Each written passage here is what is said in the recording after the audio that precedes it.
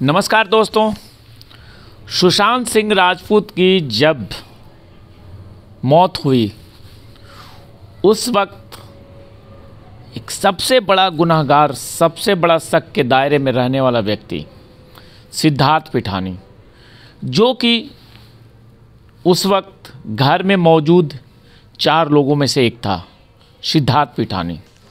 और आपको पता ही है कि सिद्धार्थ पिठानी को हैदराबाद से गिरफ्तार करके मुंबई लाया गया था। सुशांत सिंह राजपूत मामले में सिद्धार्थ पिठानी की भूमिका शुरू से संदिग्ध रही है और पिठानी को एक ऐसी शक के दायरे में रखा गया जो कि अभी तक वो जेल के अंदर बंद है। परंतु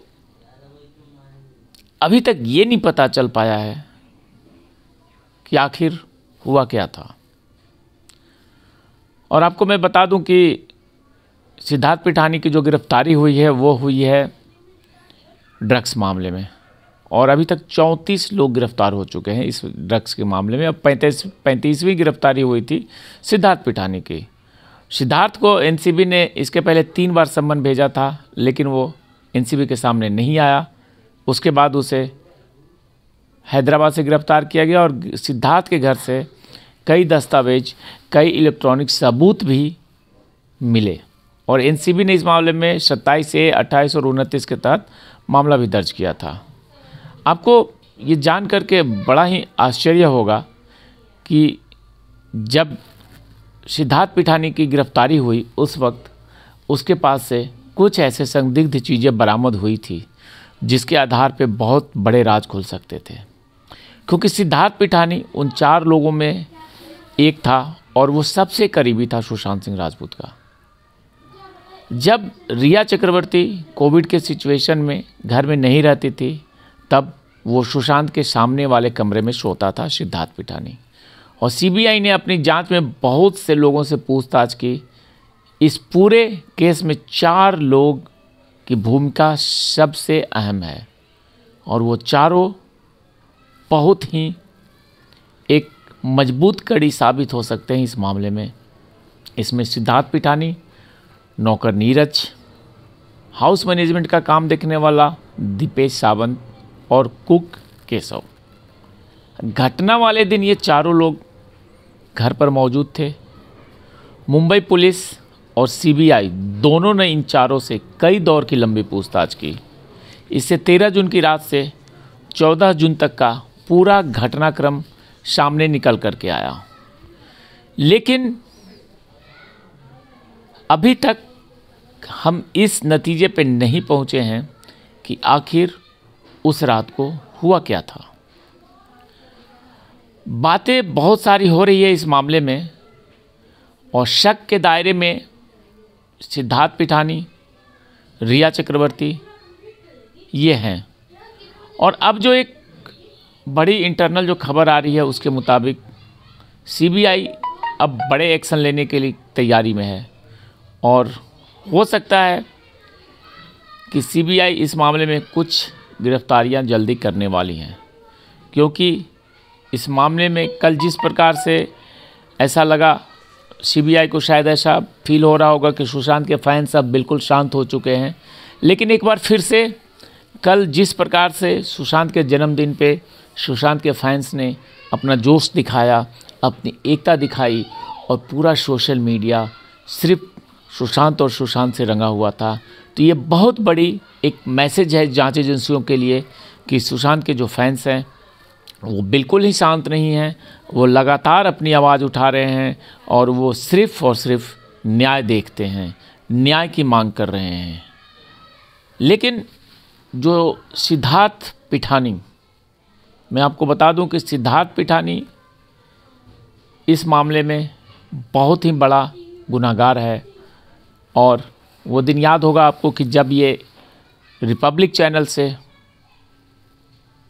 लाइव शो में माइक छोड़ करके भागा था, उस दिन से ही इसके ऊपर शक और बढ़ जाता है। वहीं दूसरी तरफ एनसीबी सुशांत की मौत के साथ बॉलीवुड में ड्रग्स की कड़ी भी जोड़ने में लगी हुई है। पिछले साल एनसीबी की ओर से कई बड़ी सेलिब्रिटीज से पूछताछ भी की गई थी, कुछ गिरफ्तारियां भी हुई थी। आरोप ये भी लगे कि ड्रग्स का बड़ा साम्राज्य है बॉलीवुड में, और ये आरोप धीरे धीरे सच भी साबित हुआ, क्योंकि जिस प्रकार से एनसीबी की कार्रवाई हुई और उसके बाद से हंगामा होने लगा, एक से एक परतें खुलने लगी, और ये परतें इस बात को दिखा दिया कि बॉलीवुड में किस प्रकार से माफियागिरी और ड्रग्स का एक बड़ा जाल फैला हुआ है, और इस जाल में बहुत बड़े बड़े लोगों का हाथ है।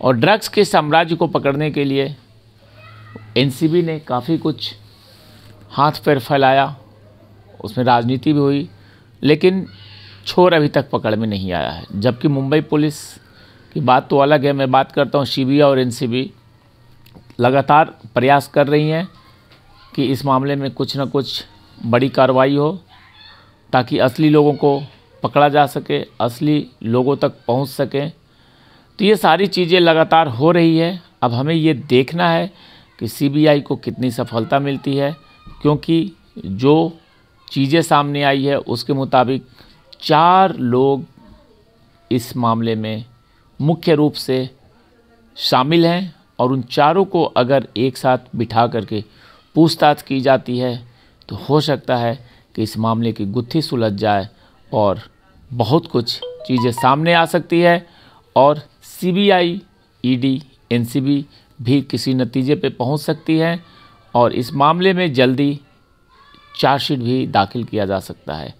लेकिन अभी तक चार्जशीट दाखिल नहीं हुआ, और ऐसे में अब सीबीआई के ऊपर भी सवाल उठने चालू हो गए हैं, क्योंकि हर तरफ से एक तो 2 इस विषय बन जाता है। एक तो इस देश का मामला है कि सीबीआई एक बड़ी जांच एजेंसी है और उस पर कोई जल्दी उंगली नहीं उठाना चाहता है, लेकिन दूसरी तरफ अगर इंसाफ नहीं मिलता है तो कहीं ना कहीं शक के दायरे में ये पूरी जांच आ जाती है कि आखिर वास्तविकता क्या है, क्या हो रहा है, और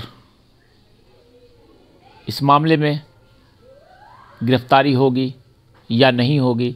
ये सबसे बड़ा सवाल है सुशांत के फैंस का, क्योंकि वो लगातार उम्मीद पे बैठे हुए हैं कि शायद इसमें कुछ बड़ा हो और कोई बड़ी गिरफ्तारी हो और गुनहगारों को जल्दी से कोई ऐसी सज़ा मिले जिससे सुशांत के फैंस के मन में कुछ उम्मीदें जगे, कुछ बड़ी तसल्ली मिले। मैं लगातार इस मामले में आप लोगों से बात करते रहता हूं और आगे भी करता रहूंगा, क्योंकि जब तक न्याय नहीं मिलेगा तब तक हमें इस मामले में बातें करते रहनी है और आपसी एकता हमें बनाए रखनी है। जय हिंद, जय भारत।